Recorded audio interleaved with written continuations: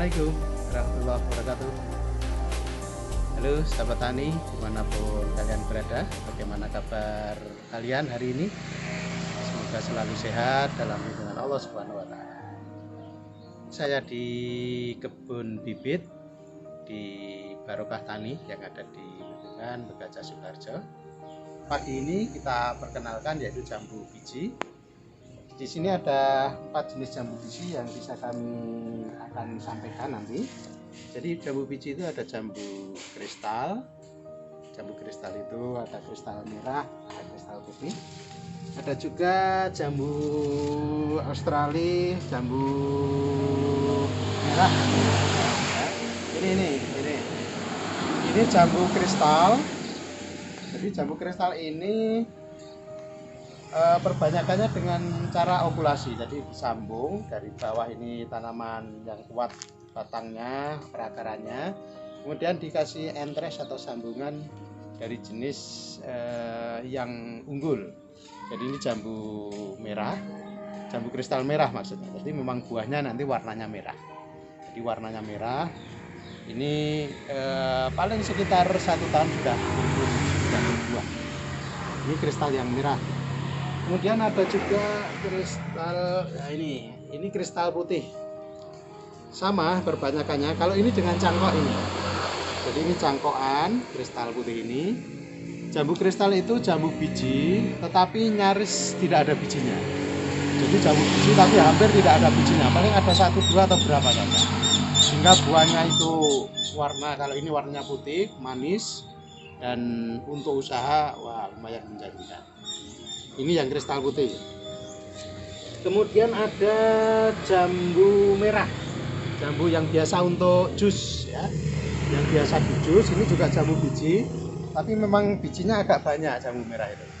Jadi memang biasa untuk jus, warnanya merah, utamanya jus jambu merah. Kemudian satu lagi, ini ada jambu warnanya ungu.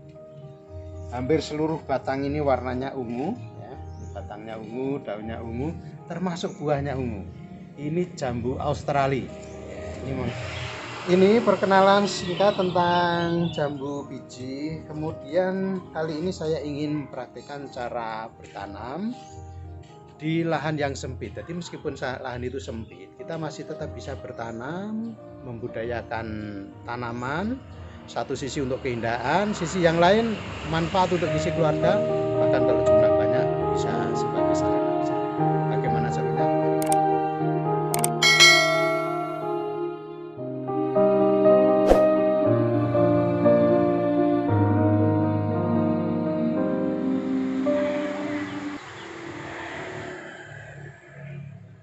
Jadi yang pertama kita siapkan tempatnya atau media tanamnya.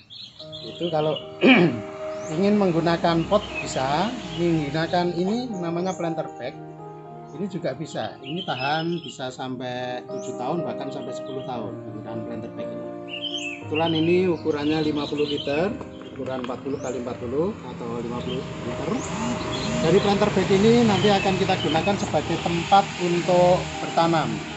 Kelebihan planter bag ini nanti kita bisa memindah tanaman di mana kita akan tempatkan, di mana suka bisa kita tempatkan.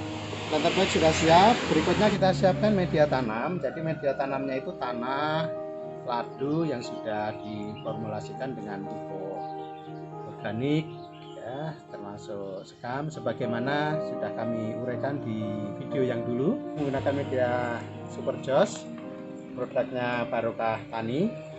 Dan bagaimana kelanjutannya ini kita siapkan. Ya, ini yang akan kami tanam kali ini jambu kristal putih ya, jambu kristal putih ini.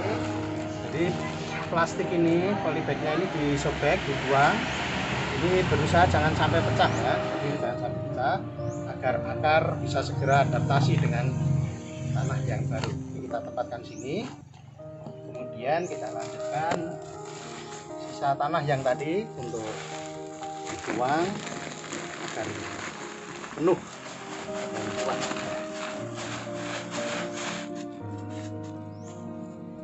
Ini ini cukup. Jadi inilah tadi dengan media yang bagus. Jadi memang kunci untuk kesuksesan kita bertanam itu pada media tanamnya. Sehingga kalau media tanamnya ini bagus, karena sumber pangan tanaman ini kan dari media ini. Kalau medianya bagus, pertumbuhannya akan bagus, produksinya juga akan bagus. Selanjutnya kita siram dengan air secukupnya. Ya, jadi disiram dengan air secukupnya, jangan terlalu becek, tapi cukup lembab saja. Jadi termasuk hari-hari berikutnya, nanti kondisikan tanah selalu lembab, jangan sampai kering, tetapi jangan sampai terlalu becek, sebab tanaman ini hanya cukup membutuhkan air, tapi tidak boleh kelebihan air. Itu kemudian setiap bulan kita lakukan pemupukan dengan pupuk majemuk, berarti pupuk NPK lengkap itu yang komposisinya lengkap. Perlunya memang kebutuhan pangan ini tercukupi dari pemupukan tadi. Kemudian yang tidak kalah penting yaitu untuk perawatan pengendalian hama dan penyakit. Biasanya akan datang itu belalang. Kalau ada belalang itu cukup tatkala belalang datang itu dimatikan saja dengan jari. Jadi tidak perlu disemprot, sebab kalau disemprot, saat disemprot lari ya, mungkin malah tidak kena. Tapi cukup tatkala datang itu dicites, dimatikan saja langsung. Kemudian ada juga ulat. Kalau ulat itu juga sama, cukup kecuali kalau jumlah banyak baru dikendalikan dengan pestisida. Kemudian yang tidak kalah penting yang lain, kadang akan datang hama putih yang menempel di sekitaran daun ini, termasuk buah.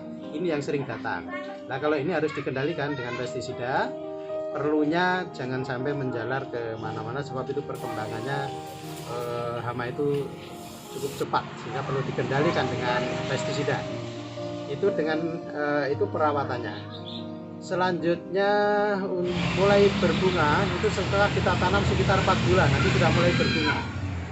Bahkan dalam umur awal seperti ini, kadang dalam masa pembibitan pun sudah mulai ada bunganya 1-2. Tapi secara umum mulai berbunga itu sekitar 4 bulan, 5 bulan berbunga. Kemudian begitu berbunga nanti sudah keluar buah yang masih kecil, nanti kita bungkus, kita berongsong. Perlunya apa? Itu untuk mengendalikan terutama hama lalat buah. Jadi biasanya yang sering kali menyerang itu hamanya lalat buah. Nah, hama lalat buah ini dikendalikan dengan sedini mungkin. Buah itu kita bungkus, kita berongsong dengan plastik, dibungkus dengan plastik begitu ya, jadi dikemas dengan plastik. Kemudian bagian plastik itu jangan sampai terlalu rapat, ada bagian yang dibuka, artinya ada yang berlubang, perlunya ada udara yang tetap bisa sirkulasi udara masuk di dalam bungkus tadi. Nah, pembungkusan ini juga bermanfaat tatkala dilakukan penyemprotan pestisida. Untuk pengendalian hama itu buahnya tidak sampai tersemprot ataupun kena pestisida, sehingga lebih higienis, lebih sehat tatkala dikonsumsi nantinya. Setelah kita tanam seperti yang kita uraikan tadi, berikutnya ikan terbaik ini bisa kita tempatkan di mana kita suka. Seperti misal kita siapkan di sini ya. Di sini nanti dalam perkembangannya akan tumbuh berkembang di tempat ini, sehingga satu sisi ada buahnya, sisi yang lain menjadi bagian keindahan untuk hiasan rumah atau pekarangan kita.